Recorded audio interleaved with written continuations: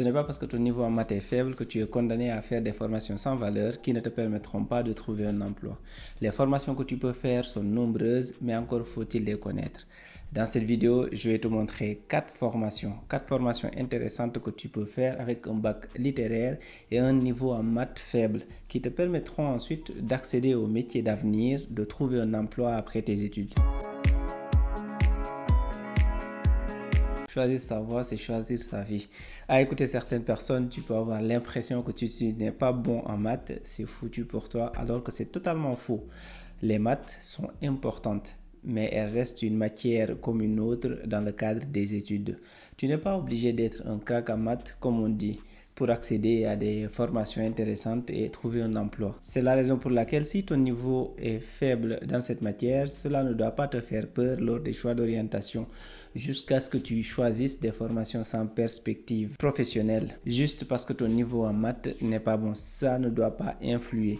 Si tu fais cela, tu vas simplement te fermer des portes, réduire tes options et passer à côté de formations intéressantes que tu aurais pu faire et qui sont plus aptes à te permettre d'accéder au marché de l'emploi. C'est également une question de confiance en soi. Si une seule matière parmi tant d'autres te fait changer de choix, c'est que tu n'as pas vraiment confiance en toi. Car au cas contraire, tu aurais quand même fait ton choix et ensuite tu aurais cherché un moyen de t'en sortir. Dans cette liste de 4 formations que je vais te présenter, les maths sont présentes mais ne sont pas dominantes au point d'impacter tes résultats si tu es bon dans les autres matières. Tu peux donc te former en e-commerce même si ton niveau en maths est faible. La raison, c'est que tu passes comme tout le monde beaucoup de temps sur Internet.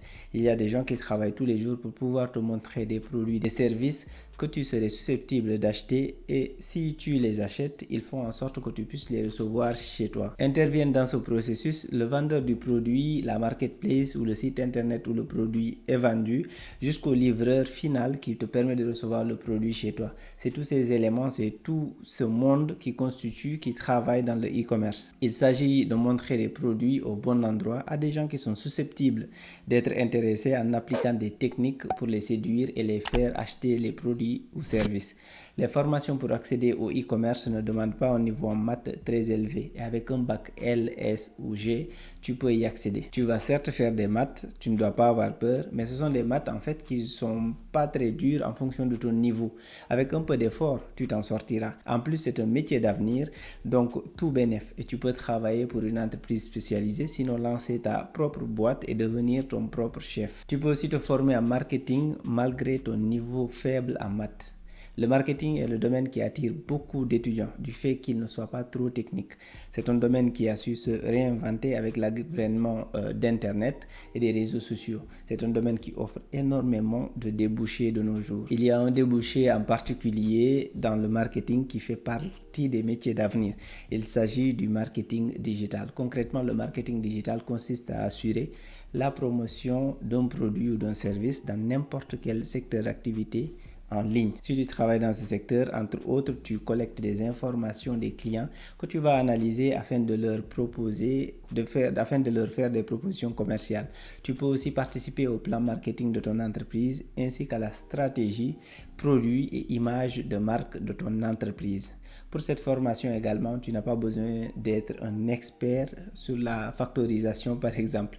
D'ailleurs, tu vas trouver beaucoup de littéraires dans ce parcours également. Le secret, c'est la persévérance. Si tu en as la volonté, tu décrocheras ton diplôme sans problème. Là également, je te parle d'un métier d'avenir car ce sont les seuls qui valent la peine d'être suivis. Une autre formation à laquelle tu peux accéder avec un niveau faible en maths, c'est la gestion des ressources humaines. Le domaine de la gestion des ressources humaines est vaste et la première chose à savoir, c'est qu'il y a plusieurs spécialisations possibles. Parmi les spécialisations, tu as gestionnaire de paye, le chargé de recrutement et j'en passe. Il y en a plusieurs. Si tu veux avoir tous les détails sur ce métier, j'en ai fait une vidéo dédiée et je te propose de faire un tour dans ma chaîne pour avoir toutes les informations. L'avantage de cette formation, comme celle évoquée précédemment, c'est qu'elle est accessible avec un bac littéraire. Tu n'auras pas de difficultés car les maths qui y sont proposées ne sont pas compliquées. C'est aussi un domaine qui est en train de se transformer grâce notamment au système d'information, un petit peu à l'intelligence artificielle. Ce qui fait qu'avec un peu de volonté et de curiosité, tu vas te rapprocher de l'informatique à travers ce domaine si toutefois tu optes pour les systèmes d'information RH. Et qui dit informatique dit métier d'avenir. Enfin, pour les plus courageux, le contrôle de gestion est une excellente formation, même si tu as un niveau en maths faible. Si le domaine de la gestion t'intéresse, ce domaine va sûrement t'intéresser car il est important dans une entreprise. En résumé, le contrôleur de gestion fait des analyses économiques, des estimations de coûts et des reportings pour optimiser le fonctionnement de l'entreprise. Par rapport aux autres formations évoquées, c'est la formation dans laquelle il y a un peu plus de mathématiques. Mais cela ne doit pas te faire peur. Les maths qui sont proposées ne sont pas dominantes et avec un peu d'effort, tu t'en sortiras. Là également, tu comprends que dans une entreprise ou une organisation, on aura toujours besoin de gens pour contrôler. Et ceci, malgré l'avènement des systèmes d'information.